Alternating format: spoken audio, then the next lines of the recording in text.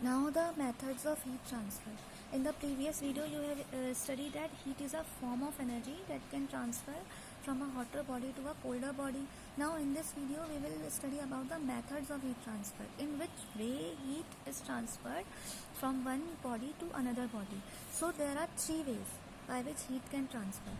What are the three ways? Conduction, convection and radiation. You see the board letters, in board letters में लिखा हुआ है the three ways in which heat transfer are conduction, convection and radiation. ठीक है, तीन तरीके होते हैं, conduction से, convection से, radiation से. Now in this video we will study about the conduction. इसमें हम conduction के बारे में पढ़ेंगे. So the first thing to be noted that conduction takes place in solids only. Conduction जो है ना वो केवल सॉलिड्स में होगा. मतलब whenever we have to transfer heat in solids, जब भी बात आएगी कि हमें सॉलिड्स में हीट ट्रांसफ़र करनी है तो हम कंडक्शन प्रोसेस को यूज़ करेंगे. But happens when we heat one end of a metal rod. Now for understanding the process of conduction we will study the following activity. This activity is also given in your NCERT book. NCERT book में भी दी हुई है ये activity, और इससे हमें पता चल जाएगा कि किस तरीके से हीट ट्रांसफ़र होती है कंडक्शन में.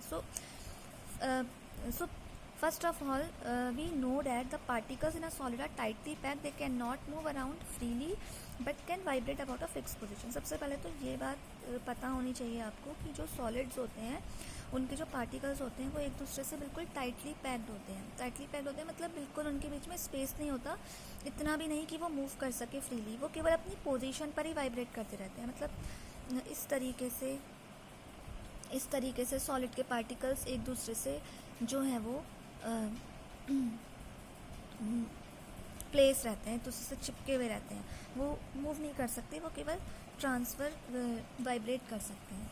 अब ये एक्टिविटी क्या है? To observe the effect of heat on nail stuck to a metal rod. इसमें हमने क्या किया है, लिसन.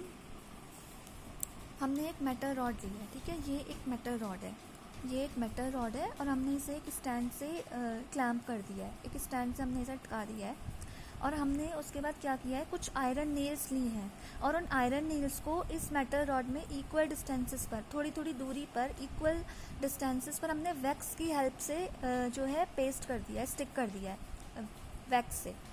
तो मेथड देखो यहाँ पे लिखा है, take a metal rod using wax, stick some iron nails along the length of the rod at equal distances, clamp the rod to a stand, heat the other end of the rod, observe the order in which the nails fall. तो हमने क्या किया, metal rod ली, हमने उसे clamp कर दिया और हमने इक्वल डिस्टेंसेस पर जो है नेल्स स्टक कर दी, वो भी वैक्स की हेल्प से. वैक्स हमने लेकर उसे स्टक कर दिया और हमने अब क्या किया, हमने मेटल रॉड के एक एंड को हमने कैंडल से हीट देनी शुरू की, एक एंड को. तो ऑब्जर्वेशन, अब हमने क्या ऑब्जर्व किया, the nails start to fall as the wax that stuck them to the rod melts. The nail nearest to the flame falls down first, followed by the one next to it and so on. The nail at the other end of the rod is the last one to fall. हम क्या देखेंगे कि सबसे पहले जो candle से हमने जो हीट देनी शुरू करी रॉड के एक एंड को, सबसे पहले जो नेल होगी वो जो है उसकी जो वैक्स है वो हीट से मेल्ट हो जाएगी और वो जो नेल है वो नीचे गिर जाएगी, जो सबसे पहले होगी. उसके बाद हम तो कंटिन्यूसली हीट दे रहे हैं इस एंड पर रॉड के, कंटिन्यूसली हम यहाँ पर हीट दे रहे हैं. उसके थोड़ी देर बाद क्या होगा, उसके आगे जो नेल है उसका वैक्स मेल्ट होगा, वो गिर जाएगी. ऐसे धीरे धीरे करके जितनी भी हमने यहाँ पे नेल्स स्टक की हैं वो धीरे धीरे जो है मेल्ट होती जाएंगी कुछ टाइम इंटरवल के बाद. तो हमने क्या ऑब्जर्व किया, कि सबसे पहले कैंडल के मतलब मेटल रॉड के सबसे पास, कैंडल के सबसे पास जो थी आयरन नेल, वो उसका वैक्स मेल्ट हुआ, वो गिर गई. और सबसे लास्ट में जो सबसे दूर थी, मतलब जो इस वाले एंड पर थी, वो आके गिरी. तो इससे हमें क्या पता चला, इन्फेरेंस मतलब होता है कंक्लूजन. क्या कंक्लूजन निकला, क्या रिजल्ट निकला? कंक्लूजन ये निकला कि the heat from the flame is travelling along the rod from one end to the other. मतलब जो हीट है, जो मेटल रॉड क्या है, मेटल रॉड एक सॉलिड है और हमने अभी पढ़ा कि जो सॉलिड्स होते हैं उसमें कंडक्शन के थ्रू हीट ट्रांसफ़र होती है. तो हमने यहाँ पे देखा कि हमने एक मेटल के एक एंड को गर्म किया, एक एंड को हीट दी और वही हीट जो है इस पूरी मेटल रॉड में धीरे धीरे ट्रांसफ़र हुई, और जैसे जैसे वो ट्रांसफ़र होती गई वैसे वैसे जो जिस वैक्स से हमने आयरन नेल्स स्टक की थी वो मेल्ट होती गई, और जैसे जैसे वो मेल्ट होती गई आयरन नेल्स जो हैं वो नीचे नीचे गिरती गई। तो यहाँ से हमें पता चला कि in this way conduction process occurs and in this way heat transfer occurs in solid. Now actually what happen inside the metal rod के अंदर हुआ क्या?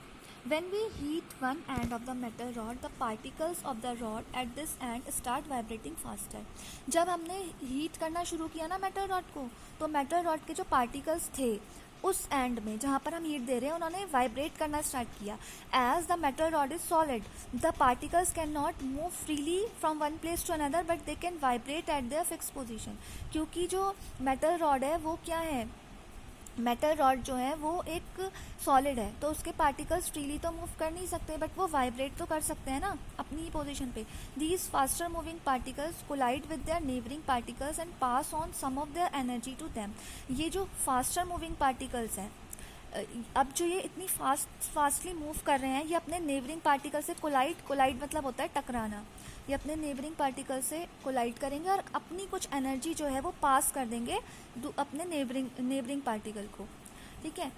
दीज नेबरिंग पार्टिकल दस स्टार्ट मूविंग फास्टर, क्योंकि उन्होंने अपनी कुछ एनर्जी पास कर दी अपने नेबरिंग पार्टिकल्स को, तो अब उस एनर्जी को लेने के बाद ये जो नेबरिंग पार्टिकल्स हैं ये भी मूव करना स्टार्ट कर देंगे।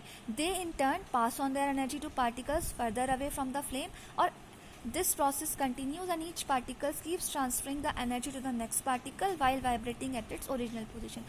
इस तरीके से क्या होगा, धीरे धीरे ये प्रोसेस कंटिन्यू होती रहेगी और हर एक पार्टिकल अपनी जो एनर्जी का कुछ पार्ट है वो अपने नेक्स्ट पार्टिकल को ट्रांसफ़र करता रहेगा अपनी ही पोजीशन पर वाइब्रेट करते हुए, अपनी ही ओरिजिनल पोजीशन पर वाइब्रेट करते हुए। मतलब वो मूव भी नहीं करेंगे, वो केवल कोलाइड करेंगे और अपनी एनर्जी को ट्रांसफ़र कर देंगे। Thus heat is transferred from end of the rod to the other without actual movement of the particles. तो ये लाइन यहाँ पे बहुत इंपॉर्टेंट है कि हीट ट्रांसफ़र हुई दूसरे एंड तक रॉड के बिना एक्चुअल मूवमेंट के पार्टिकल्स के। That is in this way heat transfer is called conduction. So that is all about the conduction. इस तरीके से कंडक्शन प्रोसेस होती है।